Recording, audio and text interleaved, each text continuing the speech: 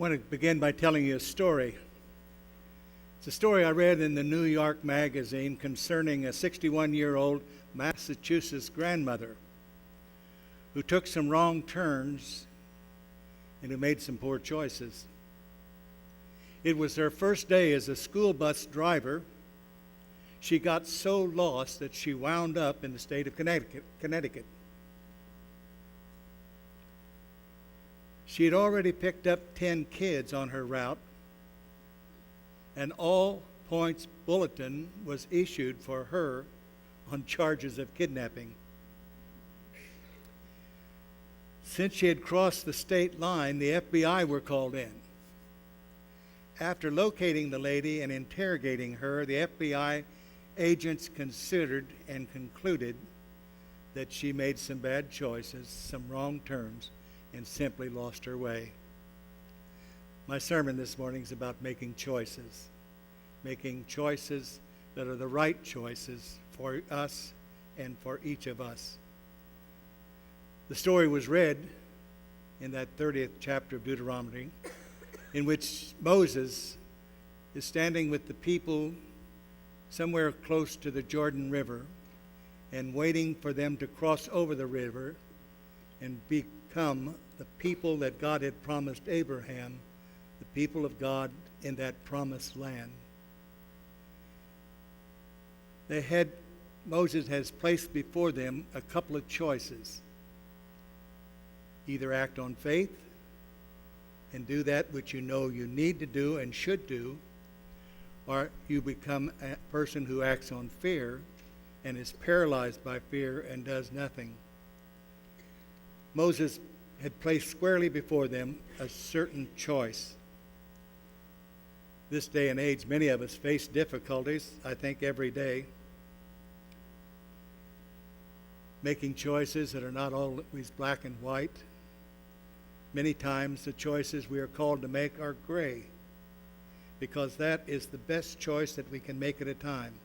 Not all choices become obvious as to what it is we should or should not do. Therefore, we like to ask people for guidance. We like to invite people to help us to make those choices. That's what Moses was doing for the people of Israel there on the Jordan River.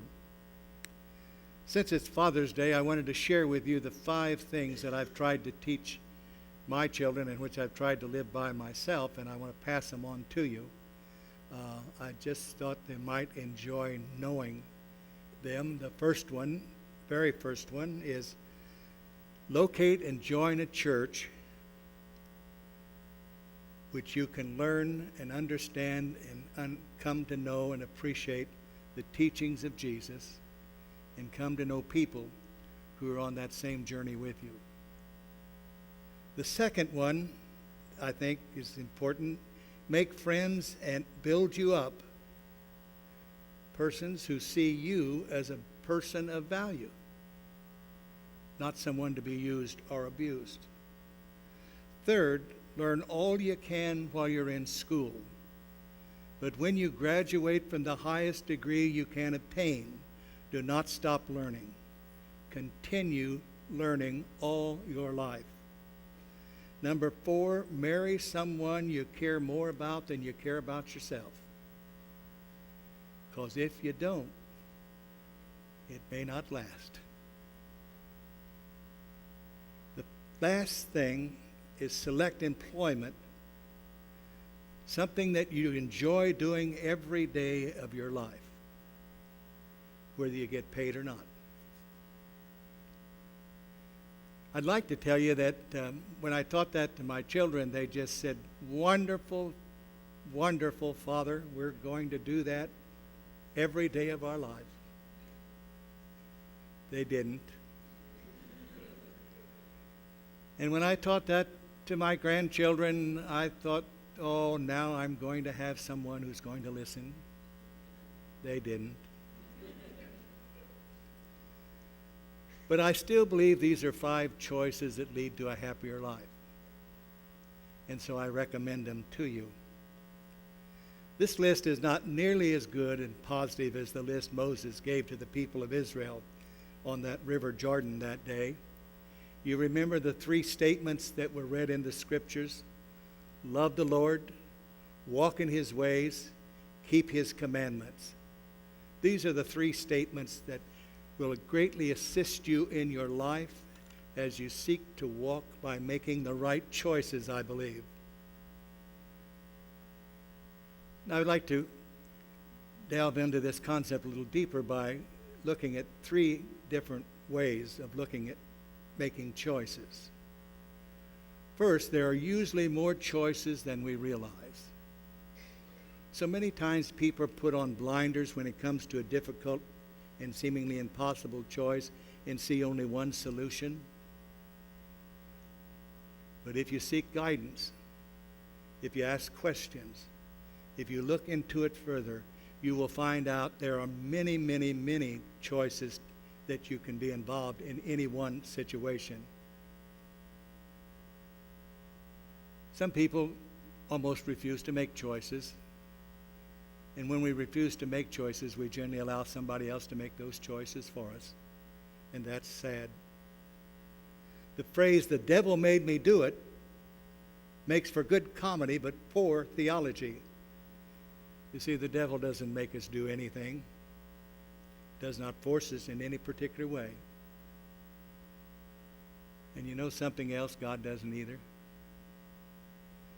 All of the things that I've been tempted of in my life have either come from outside, somebody telling me, "Let's go do this, it'll be fun," or from something inside of me that said, "Let's go do this, it'll be fun." See, the real question for us who seek to live in a higher life plane than others is, where is our promised land? Where is it we want to end up in life?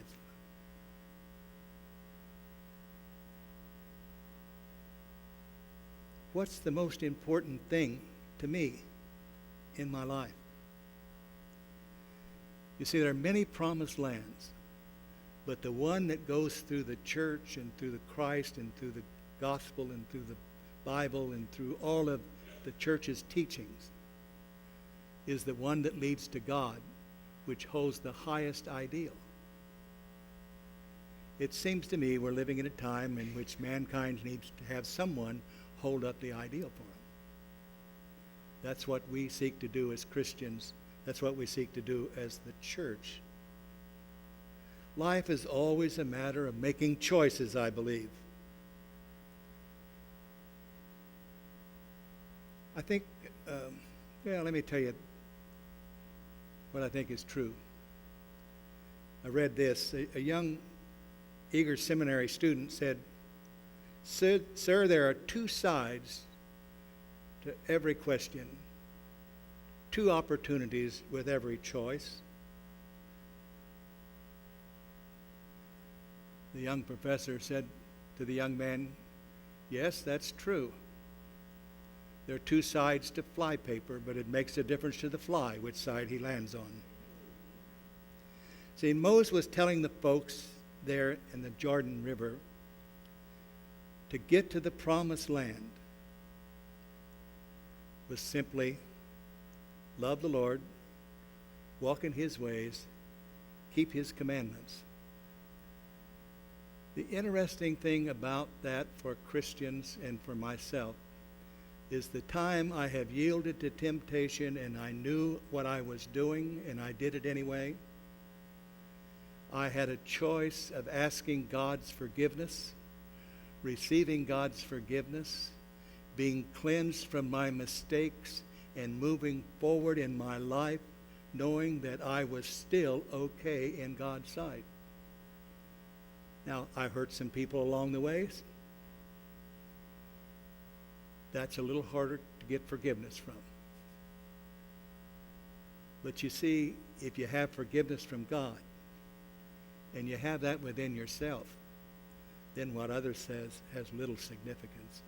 You can handle that. Second thing I'd like to share with you is any decision of significant magnitude will be a very difficult choice to make.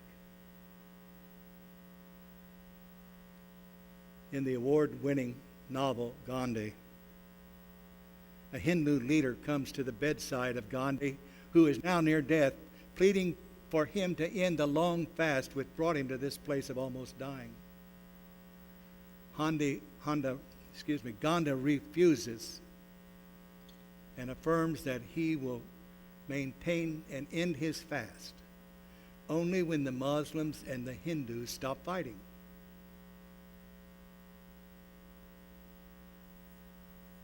To justify his resolve,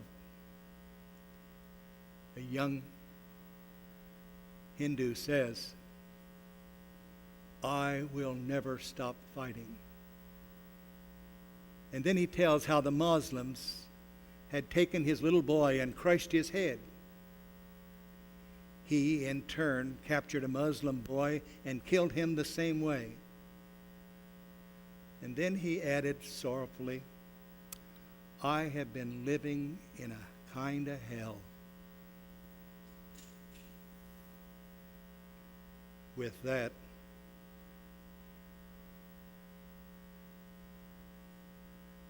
the Hindu hung his head, and Gandhi began to say to him, "I think I know a way out of hell for you." He said to him, "I want you to take a Muslim boy about your son's age. Take him into your home, and I want you to raise him as a Muslim."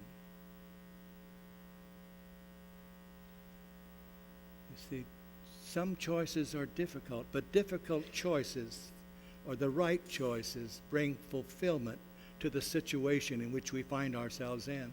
The wrong choice always leaves us longing for something else.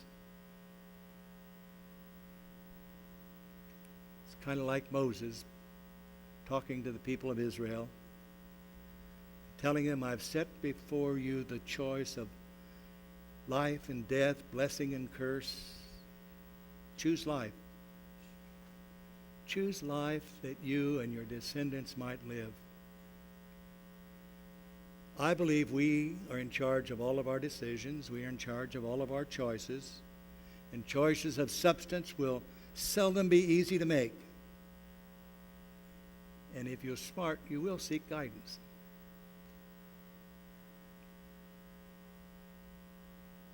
But isn't it wonderful?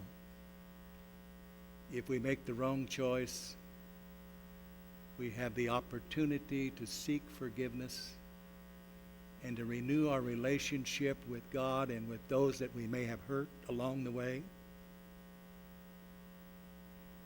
You know, the question always is, will I be a person of faith? And the secular word for faith to me is courage. Will I be a person of courage and face up and make the tough choice that needs to be made? Or will I be a person of fear? Will I seek to try to find out all the answers, solve all the problems, and make the decision by myself? It's the decision of the coward. Now, obviously, the possibility for either one are there for us. The right choice is the kind of choice that will enable us to make the right choice for our lives. And the right choice is the choice that Moses gave the people of Israel on that Jordan that day. The third thing I'd say about choices is that only those choices which follow the teachings of Moses will lead us to the place we want to really be in our lives.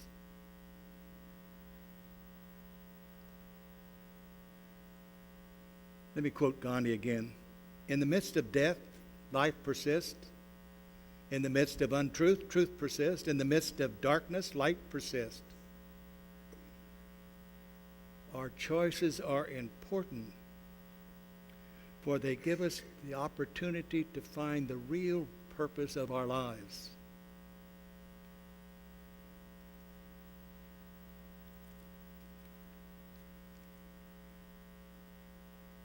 And after all, isn't the reason we're here today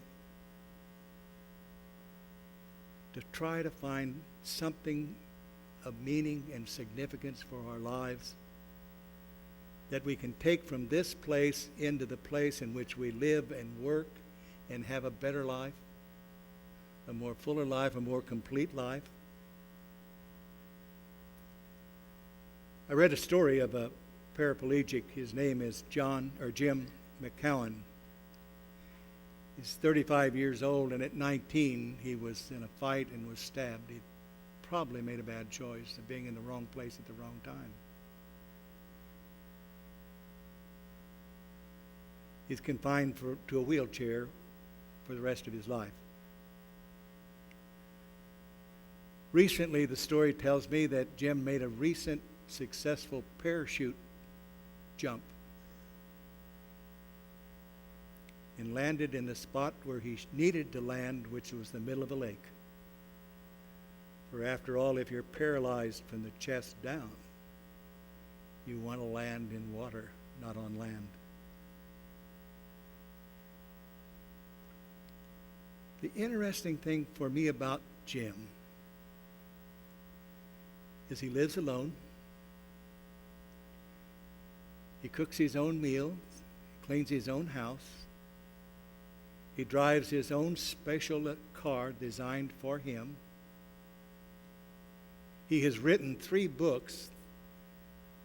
The most important one was the first book ever written on a paraplegic or a paralyzed person playing in sports.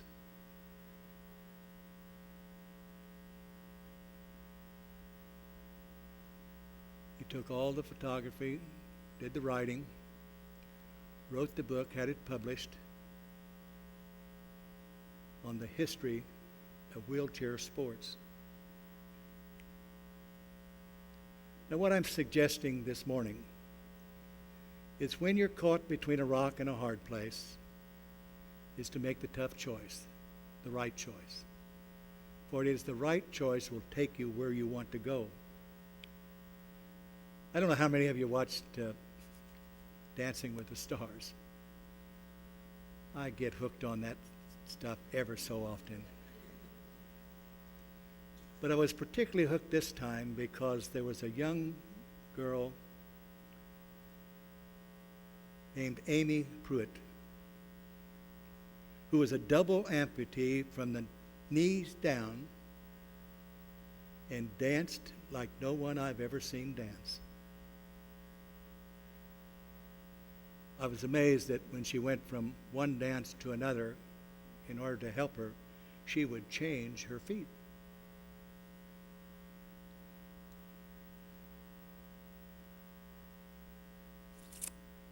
She came in second of all those weeks of dancing and all of those challenges she had to go through. You see, Amy also chose life. When I tried to teach my children and grandchildren the 5 things that I think are important to life, and they haven't yet chosen to do all of them, I have not lost hope. I still remind them that they still got a long way to go, and I encourage them to go there. You see, it's not simply possible to come down on both sides of the coin at the same time.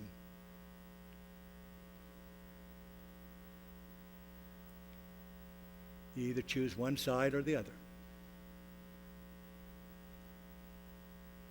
And isn't that the way it is with most choices of the Bible? I mean, when you stop and think about it, that's the way it is with most difficult choices. You can go this way, you can go that way. But the way that you choose to go determines how you end up and where you end up in life.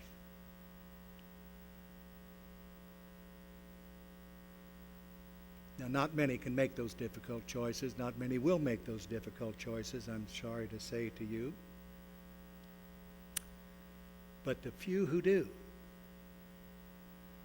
who step up and face it head on and deal with it, whatever it is, negative or whatever it is, and make the decision to move through it with faith, I find out come out on the right side at least 95, 96, 97% of the time. At least that's what I believe. Sometimes people say to me in a pious way, you know, God's on our side, we can do anything. We can do anything. I think the implication is that God can do anything. I don't have to do anything, therefore let God do it. I think Abe Lincoln spoke to this at one time. Abe Lincoln was speaking at a church, and a certain church member was trying to make a plea for a certain cause and closed his remarks with the pious hope. The Lord is on our side, Mr. President. And I can feel Mr. President Lincoln thinking for a moment and then responding. I'm not at all concerned about that.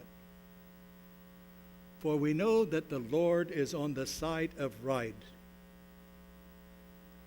But it is my constant anxiety and prayer that I and this nation be on God's side. Wow. To be on the Lord's side is far more important than trying to get the Lord to be on our side in making the right choices.